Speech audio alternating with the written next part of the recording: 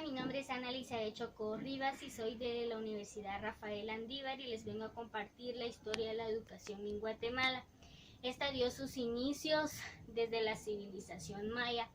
Ellos se basaron en lo que es la religión y la agricultura. Tenían sus propias características y son las siguientes. Era de forma paralela al adelantado, sus instrumentos de producción era mimética y tradicional porque recibían consejos de sus abuelos y abuelas. Se basaron en lo que son las labores del hogar y en la producción de maíz. Era de carácter sistemática, ya que no presentaban una planificación rígida y supervisada. Luego se viene lo que es el periodo colonial, que en esos tiempos estaba lo de la conquista española, que duró casi 300 años en Guatemala, y los encargados de la educación en ese entonces eran los misioneros, que su único objetivo era castellanizar y evangelizar a los indígenas. Luego se viene lo que es la época independiente, que data desde 1524 hasta 1821, cuando los colonos se vinieron a apoderar y vinieron a despojar a los indígenas de sus tierras. Los tomaron como esclavos, los vendían y los prestaban, los hacían de menos.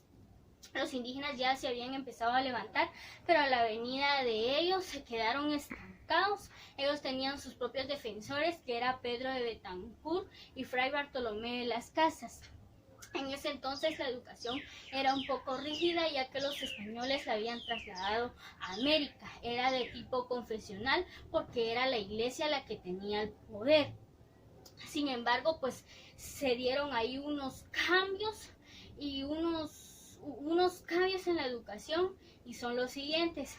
Fue la reforma de la cátedra universitaria en 1918, el primer periódico Gaceta, el impulso de los estudios jurídicos y médicos, la fundación del trato colonial y las dos primeras escuelas públicas, el implemento de 4 escuelas filosóficas, y luego de ello se viene lo que es que se dieron los servicios educativos, pues fueron un privilegio para la memoria dominante, puesto que esta la habían tomado los encomenderos y los cleros, y ellos pues no presentaban algún desarrollo para nuestra Guatemala, y fueron muy pocos los avances que se dieron.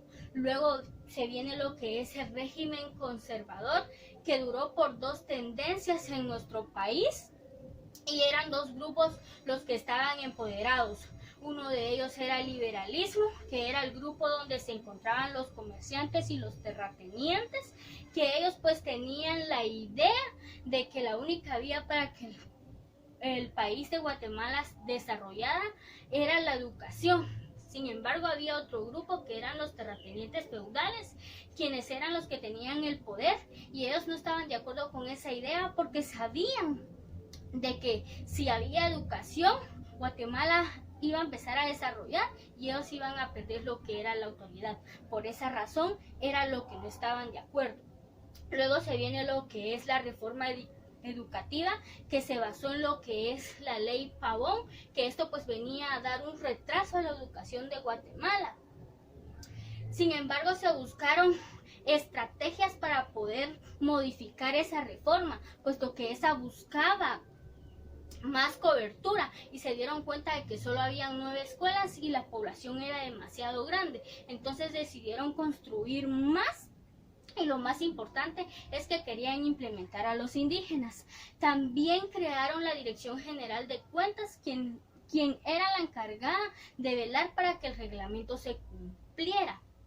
También era la encargada de buscar nuevas estrategias para los medios de enseñanza. Luego también se da lo que es el sistema lancasteriano, que en esta se basaba en que un docente enseñaba a un grupo de estudiantes y buscaba el más aplicado para que éste pudiera ir a enseñar a grupos más pequeños. En nuestro medio y en estos tiempos nos podemos dar cuenta de que se sigue con esa idea de que las personas que se encuentran en el poder no se interesan en la educación porque tienen ese miedo de perder esa autoridad que se tiene, porque saben que es la única vía para que el pueblo de Guatemala se pueda desarrollar. Los invito a que seamos el cambio. Gracias.